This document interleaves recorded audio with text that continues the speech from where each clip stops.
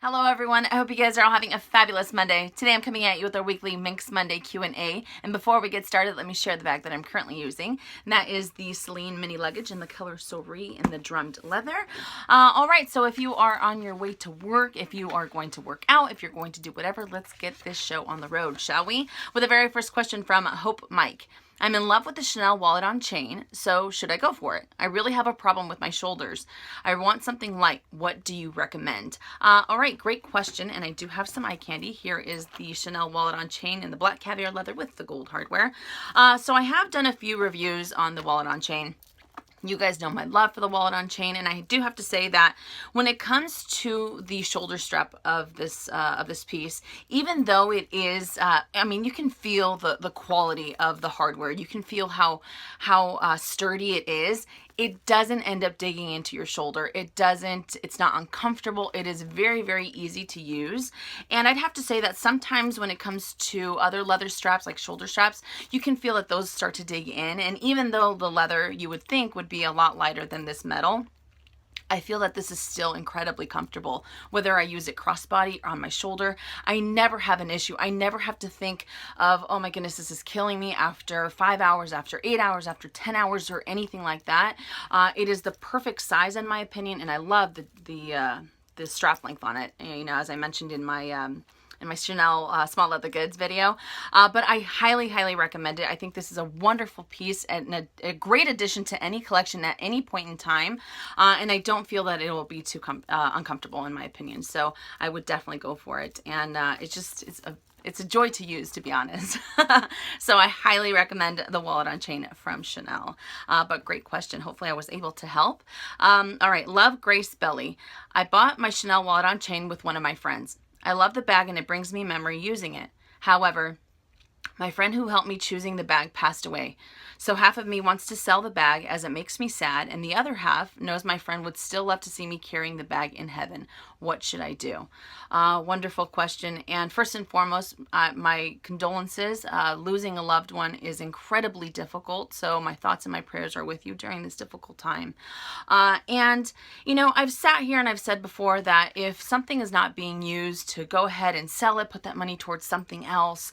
However, when it comes to sentimental value, I think that it's a matter of time. It's such a difficult situation. It's such a difficult, you know, you can't really rush it, if that makes any sense.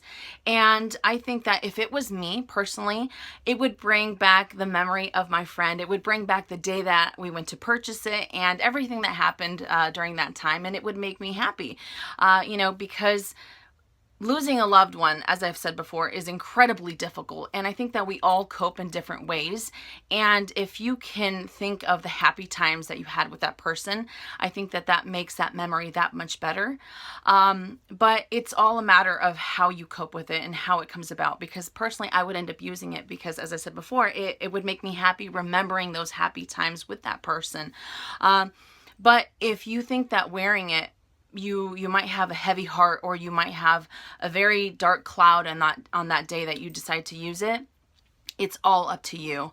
You know, and maybe in a year's time or 2 years time or whenever it is, or whenever you feel it, you will know, okay, maybe I want to go ahead and part ways with this item, or I want to use it. I want to continue using it because of the memory that it brings back. So, you know, a lot of people weighed in on this question on MMQA, and I think that, like I said before, we all think differently, and I might tell you to go ahead and use it, and so might tell you to go ahead and use it, but it's all a matter of how you feel.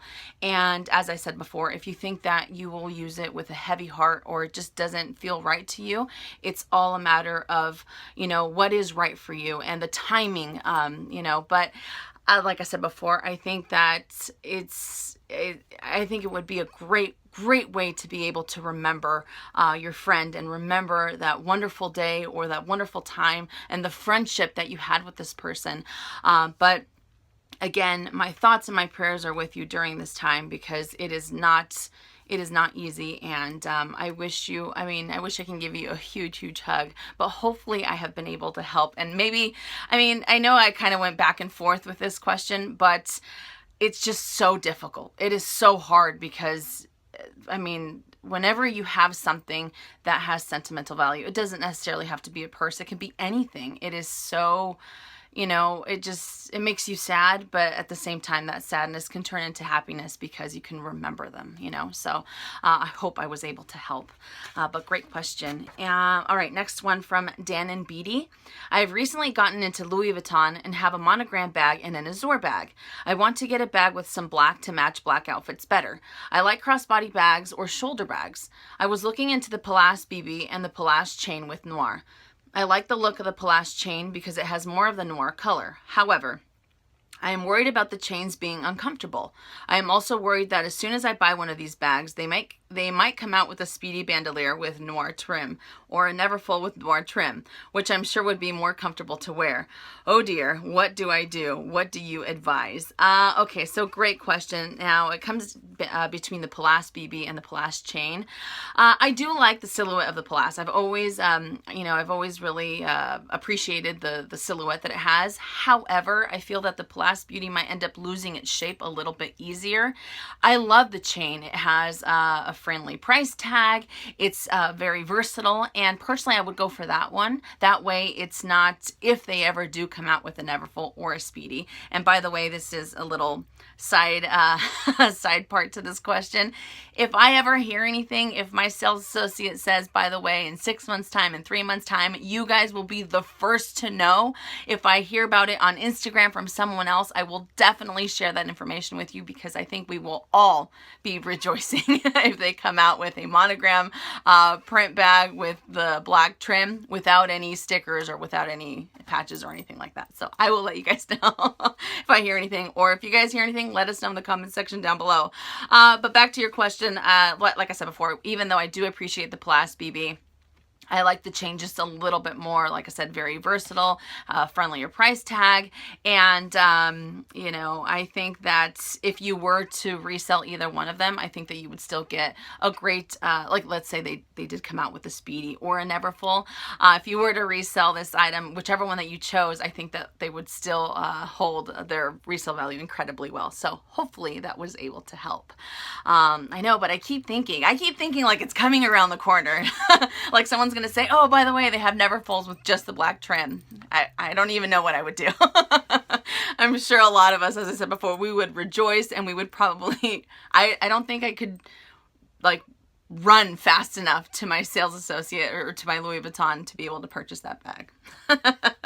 Hopefully that'll happen sometime soon.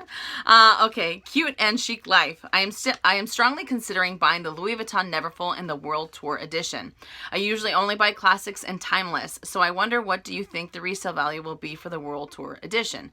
Better or worse, or about the same? I love that it has black treated leather straps, so I don't have to worry about the patina. I already have a Demi Ben Neverfull in GM. Please let me know your thoughts on the World Tour Edition Neverfull MM. Okay, so I'm kind of like you. I tend to go for classics. I tend to go for timeless bags. I'm not really a big fan of limited edition pieces personally, even though I do appreciate them. I think they are gorgeous, but knowing myself, I would only end up sticking to the classics, or to the neutrals, if you will. And it's funny because this World Tour, even though, as I said before, I'm not a fan of them, I appreciate them, but it is insane how incredibly popular this collection has been. Whether you get something very small, like a small leather good, or whether you get a handbag, I think that because they are so incredibly popular, I think that because it has that black trim, it really adds to the overall appeal of this piece, that they will have great resale value in the long run. And it's funny because there have been other limited edition collections that have come out, and they might strike a little bit of a buzz, but not so much, to the point where every time you go into a boutique and you ask about this item, it ends up being sold out, or when you look online, it's sold out. It says call for availability. So the resale value, I think, will definitely be, they will hold their resale value, and I think that they might even end up, can't even talk, they might even end up generating a little bit better resale value as the years go by, or as time goes by, because of its popularity now. Kind of like the Palm Springs mini backpack. That backpack, I have seen it online on consignment stores, on eBay for like $500 over the retail price because it is so incredibly popular. So I think that even though you go for classics, even though you go for the timeless pieces, if you add a fun piece to your collection that you really truly love, then that's all that matters. But I think that this is a great collection to be able to purchase and then in the future sell if you wanted to. So it's insane. It's crazy how popular it is. But hopefully that question or that answer was able to help you out. Okay, life's little luxuries. I have a question for you. I've been watching you for a while and I have heard you say many times that you love the Montaigne and the Empreinte leather. May I ask why you haven't purchased one yet? Great question. The reason I am grinning like an idiot is because I have thought about this 1,000 times.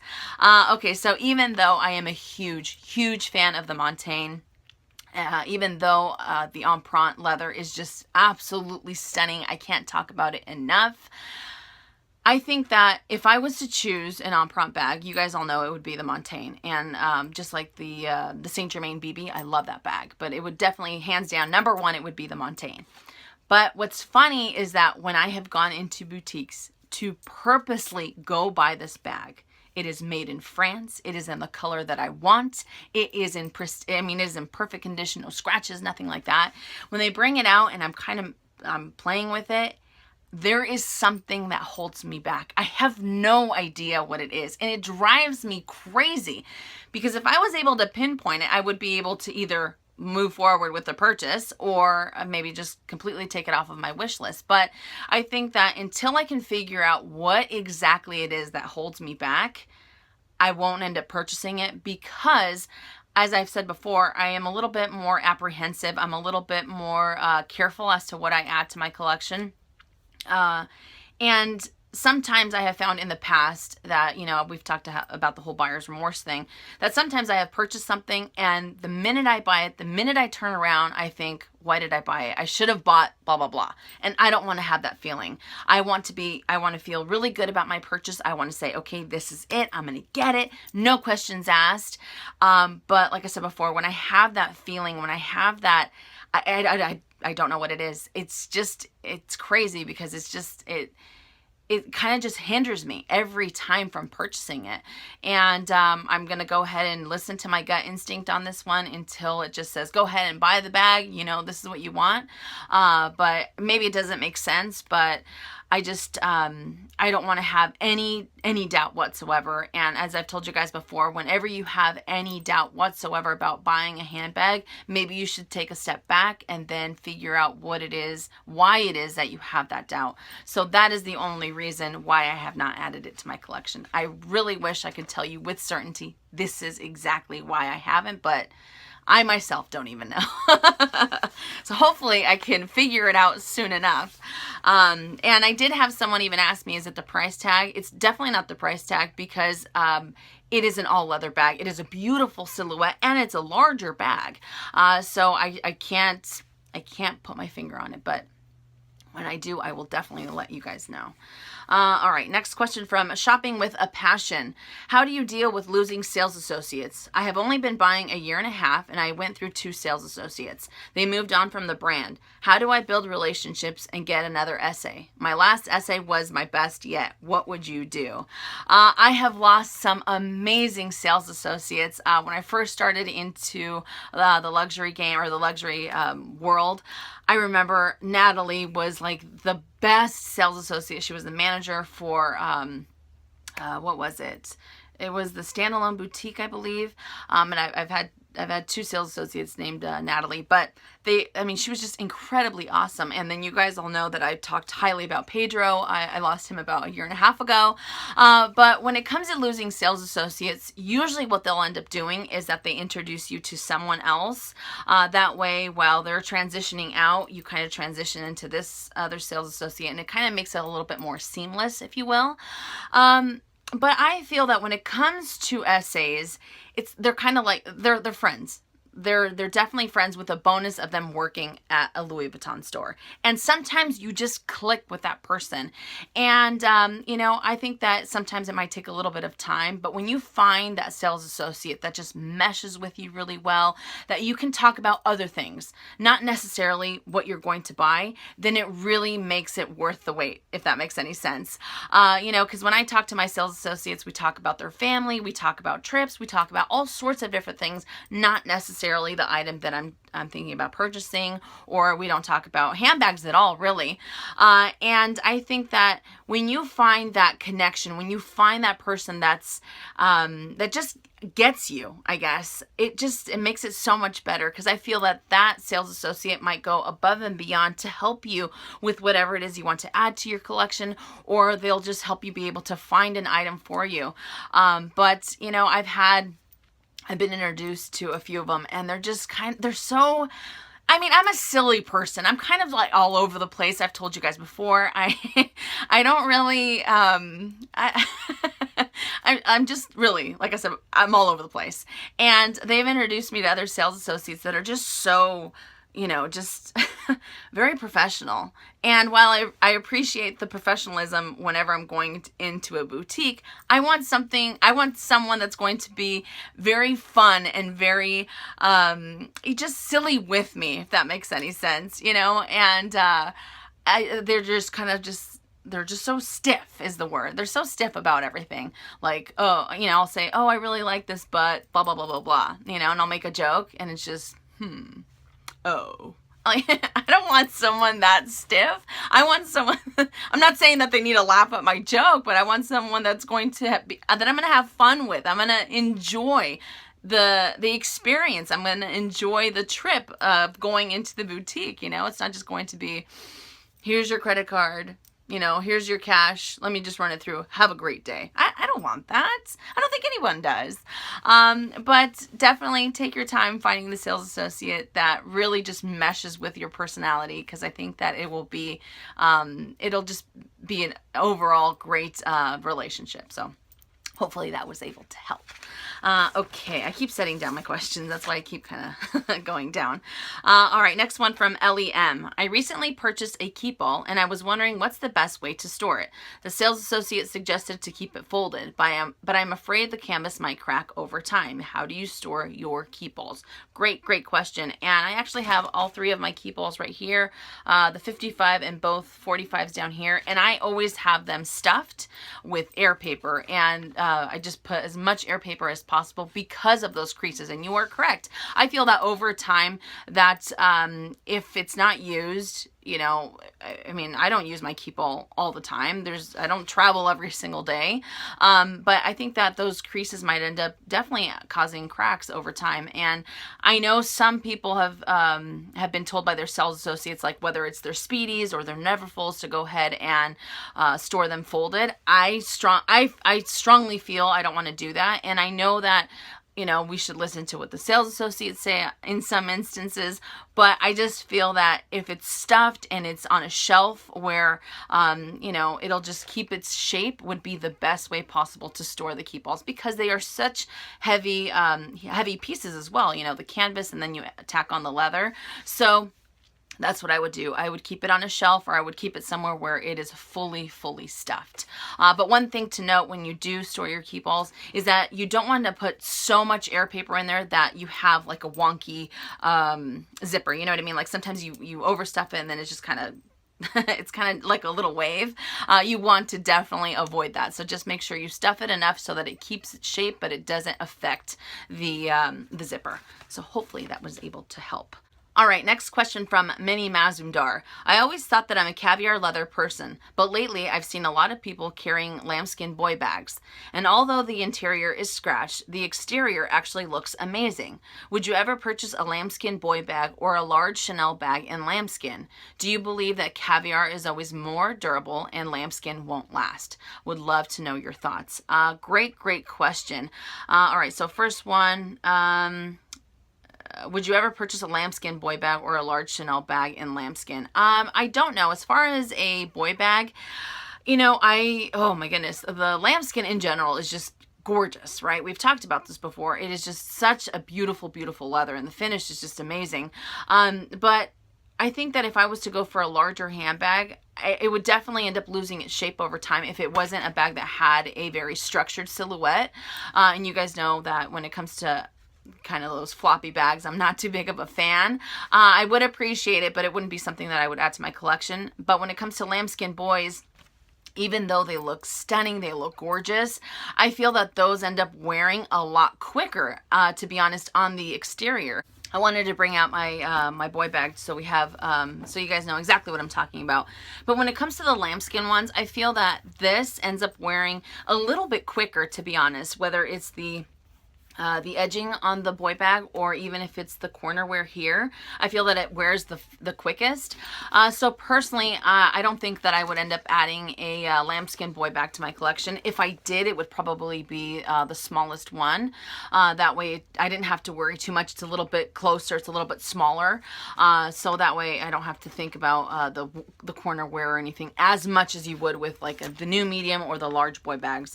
But that's just my own personal thoughts. And do I believe that caviar is always more durable and lambskin won't last? Okay, so this is a little bit, I'm kind of 50-50 on it, because even though I love the lambskin and I haven't had any issues, and I brought out my little mini flap, I haven't had any issues with this wearing with any scratches whatsoever. It has held up incredibly, incredibly well.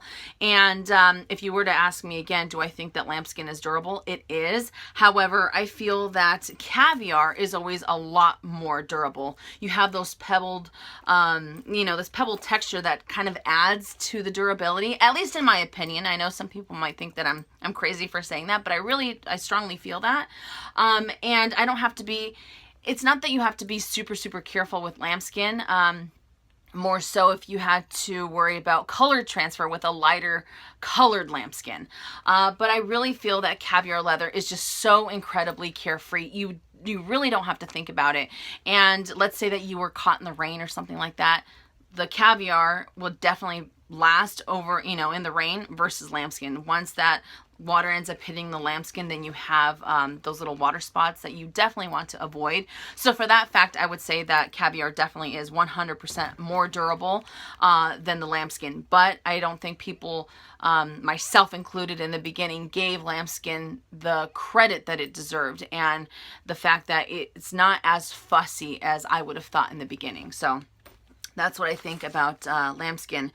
But I do think it'll last, but a lot of it also has to do with the structure of the bag, as I said before, the silhouette. It can't be like this type of bag. Obviously, it has quite a bit of structure. You have this beautiful silhouette on it, and I feel that this will definitely hold its shape a lot better if it was all lambskin. But again, I worry about the corners wearing just a little bit more than I would like. So I do appreciate the lambskin boys, but maybe not necessarily for me unless it was a smaller one, as I said before. So hopefully that was able to help. All right, next question from Nika Have 5. I'm wondering what your thoughts are on inspired models handbags. I'm hearing so many things about Teddy Blake. The leather is calfskin, it's handmade. I love the look of a Birkin bag, but I would never spend that much on a bag. But I also don't want to seem like I'm carrying fakes. So now I need some advice because I like the Teddy Blake one, but, well, I think you know what I want to say. Okay, so as I've said before, I am no one to tell someone what they should do with their funds. You know, if buying a Teddy Blake, if buying a Birkin, if buying whatever kind of handbag makes you happy, that is all that matters. However, when it comes to me, I would much rather end up buying a handbag that is an original design that has absolutely no name brand on there or doesn't try to look like something else over getting something that is trying way too hard to look like an original, if that makes any sense. But even when you go into Forever 21 or H&M, you know, they have a lot of bags that are inspired by the original design, but they add a little bit of a twist that the original one doesn't have. And I would even go for those because I don't have to worry that there's a company out there that is trying to look exactly like the, you know, the famous Birkin or the famous Kelly or anything like that. I always applaud originality, but, you know, it's not for me. It's not something that I would end up doing. And I told you guys that Last year, I was approached by Teddy Blake. I was also approached by another company that they said, we want to send you one for free so you can check it out. And as much as I would have, you know, who wouldn't want a free handbag? But that's not what it's about. That's not what, I wouldn't feel comfortable using that handbag. That's just my own opinion, you know. And as I said earlier in the video, whenever you have the slightest doubt about adding a handbag to your collection, I think that you should listen to that gut instinct and maybe just refrain from buying that bag or adding it to your collection, because whenever you buy a handbag, you know, whether it's Chanel, whether it's Teddy Blake, whether it's Hermes, whatever it is, you want to feel good about your decision. And more importantly than anything, you want to have joy when you use that piece. And if in the back of your mind you have, you know, people might think it's a replica, people might think this, people might think that, you're definitely giving a lot of credit to the people that don't add to, you know, the funds to buying that handbag. But you should buy a handbag because it makes you happy and no one else. And if there's people that are going to say, well, I wouldn't buy it because of this and I wouldn't buy it because of that, who cares? Who cares? If you like it, if you want it, then you rock that handbag and don't think twice about it. But if you have that doubt, if you have that but, like you mentioned, then I would just maybe take a step back and buy something different, or maybe give it, you know, think about it for a little while. But that is just my own opinion. To each their own, and no one has a right to tell you what you should spend your funds on. So hopefully that was able to help.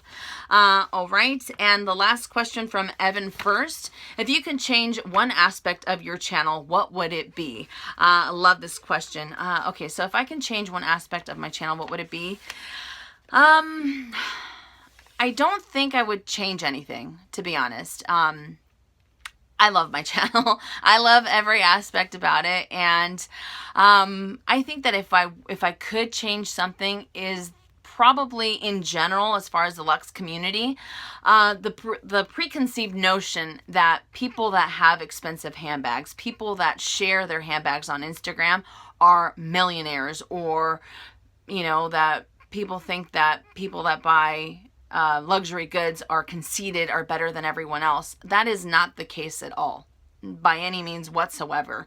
And I think that people are just quick to judge. And what did we learn in school? Don't judge a book by its cover. And where has that gone?